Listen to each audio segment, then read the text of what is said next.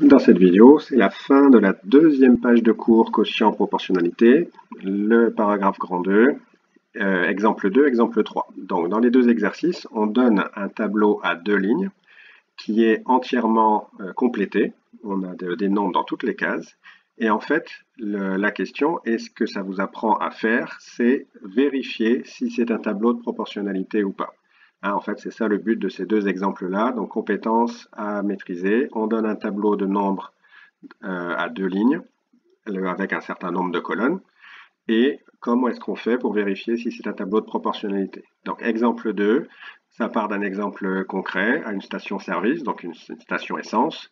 Le prix payé en euros pour un plein d'essence, pour une certaine quantité, pour un certain volume d'essence, on vous dit dès le départ est proportionnel au volume d'essence mis dans le réservoir. Alors, en fait, c'est ce qu'on va vérifier d'après le tableau qui nous est donné. Ce tableau donne le prix payé en fonction du volume d'essence mis dans le réservoir.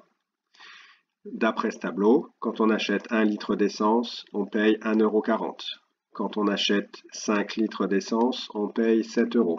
Quand on achète 20 litres d'essence, on paye 28 €. Quand on achète 50 litres d'essence, on paye 70 €. Comment est-ce qu'on va vérifier que c'est un tableau de proportionnalité? C'est tout simple. On va faire comme si on cherchait un éventuel coefficient de proportionnalité. Et pour ça, dans l'exemple 1 de la deuxième vidéo, dans la vidéo précédente, on a dit qu'il fallait diviser le nombre du bas par le nombre du haut. On cherche en fait 1 fois combien est égal à 1,40. 5 fois combien égale 7. C'est vraiment ça qu'il faut comprendre dans ce tableau, c'est qu'on part de la ligne du haut, on doit multiplier par un nombre pour obtenir le nombre du bas. Et donc ça correspond bien au quotient du nombre du bas par le nombre du haut. Donc on prend chaque colonne et on divise dans chaque cas le nombre du bas par le nombre du haut. Première colonne, 1,40 divisé par 1. 1,40 divisé par 1, ça fait 1,40. Maintenant, on prend la deuxième colonne. Deuxième colonne, 5 sur 7. On va diviser 7 par 5. Nombre du bas divisé par nombre du haut. 7 divisé par 5, on fait le calcul. Alors, la calculatrice, on pourrait poser la division. Et on va trouver encore 1,40. On trouve le même résultat. Donc, ça veut dire que ces deux quotients-là sont égaux. Première colonne, deuxième colonne. Donc, pour l'instant, les deux premières colonnes forment un tableau de proportionnalité. Une petite astuce pour calculer 7 divisé par 5 mentalement. Si on a une division par 5, on peut très facilement passer à une division par 10, toujours en appliquant la même propriété des quotients égaux. Pour passer de 5 à 10, on fait 5 fois 2. 5 fois 2 égale 10. Mais si on multiplie par 2 en bas, il faut aussi multiplier par 2 en haut. 7 fois 2, 14. 5 fois 2, 10. Donc 7 sur 5, c'est exactement la même chose que 14 sur 10. Et l'intérêt de faire ça, c'est qu'une division par 10, c'est très facile. On décale la virgule d'un rang vers la gauche. 14 divisé par 10 est égal à 1,4. Donc ça fait bien 1,40 comme le premier quotient. Troisième colonne, on paye 28 € pour 20 litres. Donc on calcule 28 divisé par 20. 28 divisé par 20, on peut faire d'abord 28 divisé par 2, la moitié de 28 c'est 14, mais après il faut encore diviser par 10. 14 divisé par 10, 1,4. Donc le quotient de 28 par 20 est égal à 1,40. Donc égalité de trois quotients, les trois premières colonnes forment un tableau de proportionnalité. Il faut toujours vérifier toutes les colonnes, donc jusqu'à la dernière pourrait très bien ne pas donner le même résultat. Le quotient qu'on calcule, c'est 70 divisé par 50. Normalement, vous devez avoir compris que ça marche par rapport à la colonne 5 sur 7. Eh bien, en fait, on s'aperçoit que 50, c'est 5 fois 10, et 70, c'est 7 fois 10. Donc, obligatoirement, 70 divisé par 50 est égal à la même chose que 7 divisé par 5.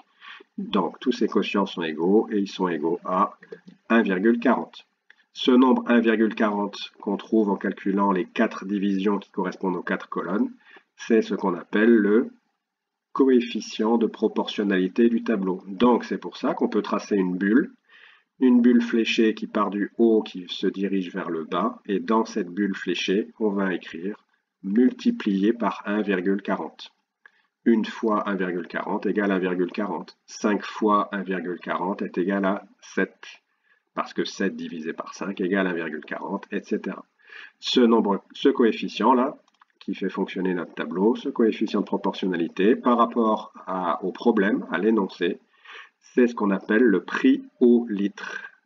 Le prix au litre, alors attention, ce qu'on appelle le prix au litre de l'essence, il n'est pas seulement en euros, il est en euros par litre. En fait, ce prix au litre, là, 1,40 euros par litre, c'est le prix qui est affiché à l'entrée des stations essence. Sur les grands panneaux qu'on voit à l'entrée, les prix qui sont notés, c'est le prix au litre, qui correspond en fait au prix de 1 litre. Le 1,40 qu'on trouve dans la bulle ici, le coefficient, en fait, on retrouve ce nombre sous le nombre 1. Donc ça, c'est vraiment important de retenir ça, que le coefficient du tableau, le nombre qui est donc dans la bulle, ici, là, ce nombre 1,40, je fais n'importe quoi, ce nombre 1,40 qui est dans la bulle, donc le coefficient, c'est le nombre qu'on retrouve dans le tableau sous le nombre 1, et seulement sous le nombre 1. Donc attention par contre, le 1,40 qui est ici dans la colonne, ce sont des euros,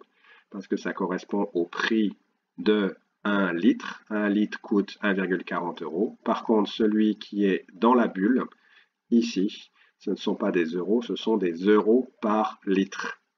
C'est assez facile à retenir l'unité, cette fameuse unité là, euro par litre, parce que pour trouver 1,40, qu'est-ce qu'on a fait comme calcul? Eh bien, on a divisé le nombre du bas par le nombre du haut.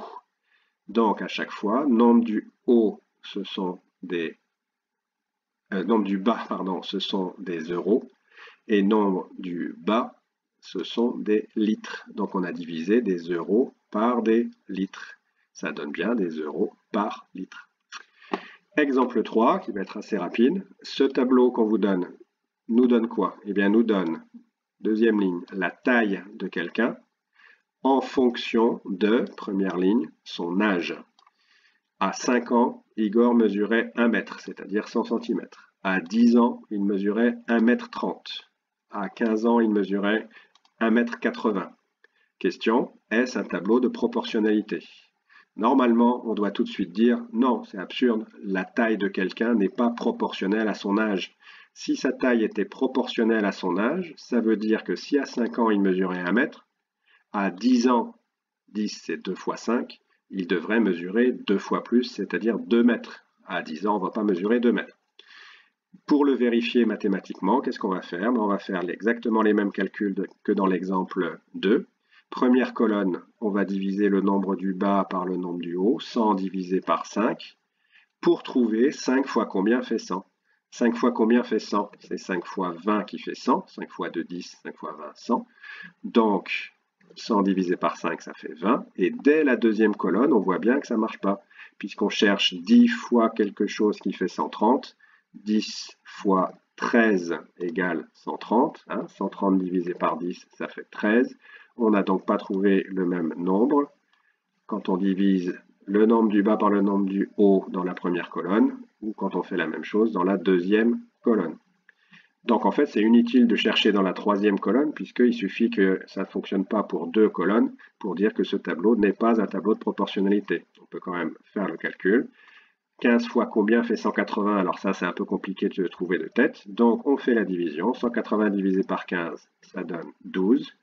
Donc 15 fois 12 est égal à 180. Donc vous voyez bien que le nombre qu'on trouve dans chaque colonne n'est pas le même.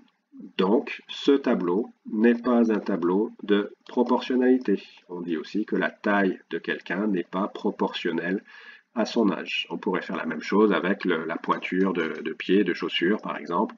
La pointure de quelqu'un n'est pas proportionnelle à son âge.